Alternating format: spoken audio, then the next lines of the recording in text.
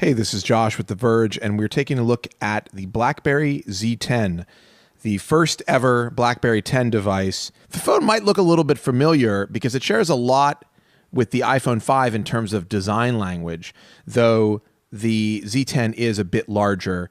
It's got a 4.2-inch display. It feels good in your hand. The back is made from a soft touch, kind of rubbery, dimpled material, which is really nice to hold. As I said, it's got a 4.2-inch display and the resolution is 1280 by 768, and it looks quite nice.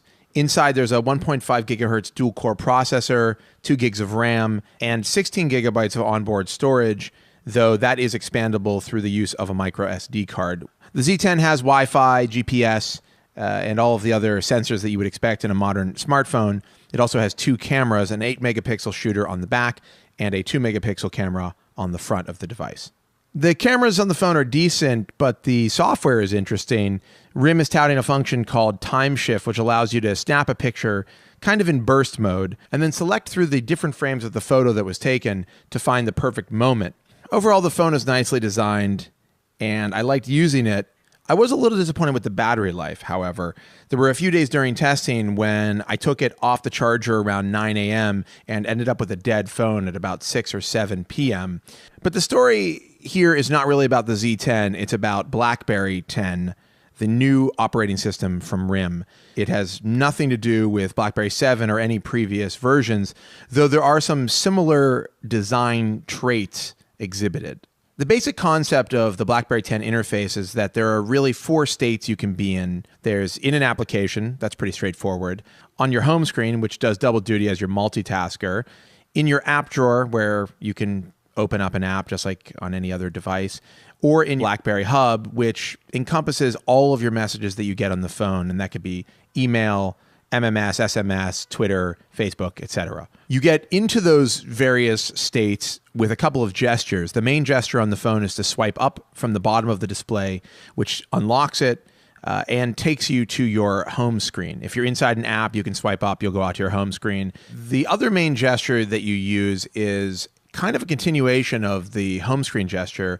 You swipe up and then continue holding and swipe to the right, which gives you a view of what notifications have come in, and eventually, if you swipe all the way over, you get into your unified inbox. Your home screen is limited only to 8 items, and those items can only be arranged by what you've most recently opened. So if you've got Twitter open and it's your 9th app and you open another one, Twitter is gone and you've got to reopen it. The second problem with the concept is that some of those apps turn into widgets when you minimize them, which is great. For instance, the weather widget works really well and updates in the background right on the home screen. The problem is you can't keep the weather widget on the home screen, so you have to keep reopening the app every 8 applications you open.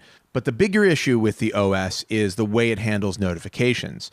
So instead of having a notification bar like Android or iOS, you're actually just looking at the very message that you were notified about. The biggest problem with notifications is that when you go into your hub and you check a message, it saves that state, which means that when you get another notification and you go to check that notification, you actually end up in the notification you were checking before that. What happens is you've got to start backtracking into your hub to figure out where that message actually is located. But in terms of general speed and capability, I would put Blackberry 10 on par with Android or iOS. It doesn't seem to be lacking any or many of the features that those operating systems have. It's got a different idea about how you should navigate it, but the question is whether or not it's a better idea, and in my opinion, it's not. On the app front, RIM has done a pretty good job with its first-party offerings. The browser is very good, and certainly as capable as any other modern mobile browser that's out there. The email experience, which RIM, of course, has been known for historically, is good, even with my Gmail accounts, but I would not say great. Multiple message management proved to be a little bit tricky. In particular, you have to long press on a message, then select another item from a popover menu, and then start selecting your messages, and then tap on the trash to get rid of those messages. It seems like there could be a much quicker way to get at multiple message management. One of the great things that RIM has done is integrate a lot of third-party services into its core apps. They've got an app app here, which is a note-taking, a reminder app called Remember that integrates Evernote, so you can sync your account and folders right into that application. There's also a surprisingly clever app called Storymaker, which allows you to combine video clips with music and a variety of effects and titles. I thought it was pretty fun to play around with and was impressed at the typography and the effects used in the application itself. The device comes pre-installed with a Twitter, Facebook, LinkedIn, and Foursquare app. In my case, however, I thought the way it handles Twitter was a little bit clunky. Much like Windows Phone, it will show you a list of your latest @messages on Twitter, but in order to fully read those messages, you have to click into each one individually. And speaking of the Twitter app, it's actually kind of bad in the version that I tested. It looks and feels very much like Android or iOS Twitter, except that it doesn't auto-update in the background, and when you pull to refresh, it takes you from wherever you were the last time you checked the app to the top of your timeline.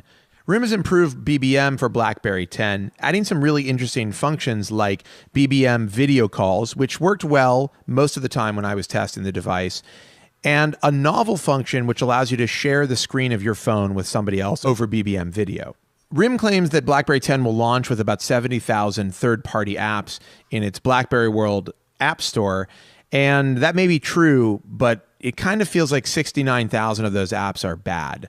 A lot of them are rehashed playbook titles, and some of the ones that I tested, which are made for BlackBerry 10, just didn't really seem up to snuff. It is clear, however, that making great apps for BlackBerry 10 is possible. The USA Today app, for instance, is very good, as are a handful of the games. Angry Birds Star Wars, for instance, plays as good, if not better, than it does on other platforms. And RIM says there's a lot more coming, including some fairly significant app contributions from EA Games, as well as Gameloft. RIM has added a content marketplace to BlackBerry World, so you can now buy music, TV, or movies pretty easily through the same interface that you get your apps in. One spot that I think RIM has executed fairly poorly in is the inclusion of Android apps in BlackBerry World. The device is capable of running Android apps in a runtime environment, which is essentially like software emulation of Android. And the apps definitely run like they're being emulated. They don't really run that well. And as soon as you're inside an Android app, you're literally inside an Android environment. And just a reminder, this isn't this year's Android or last year's Android. This is Android 2.3. It's not really an addition to the OS, and in some ways kind of detracts from what RIM is doing with BlackBerry 10. The Z10 is going to be available for $199 on contract. Overall, the Z10 is a fine device. It's even a very good device. And BlackBerry 10 is a very good mobile operating system. I think it's extremely capable, and I'm excited about what it's going to develop into. The bottom line is that it's a good phone, but it's lacking a killer app or killer piece of functionality that's going to sway most buyers from Android, iOS, or Windows Phone.